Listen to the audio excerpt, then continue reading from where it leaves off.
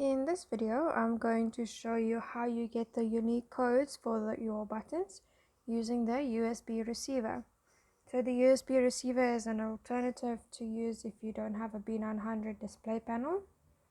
So all you do is you just connect the USB receiver to your computer with a USB cable. It comes with the USB receiver.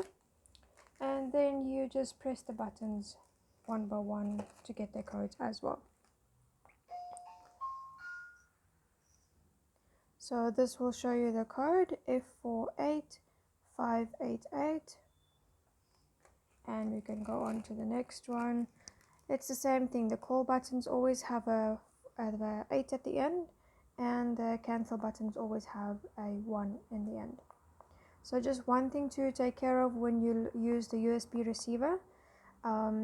If you look at the B, so it's 74B, 6B. The 6 and the B is very similar. So you just have to make sure that you take down the correct digit or number, for instance. The same thing with the D. It's very easy to confuse the B and the D because they just switched around.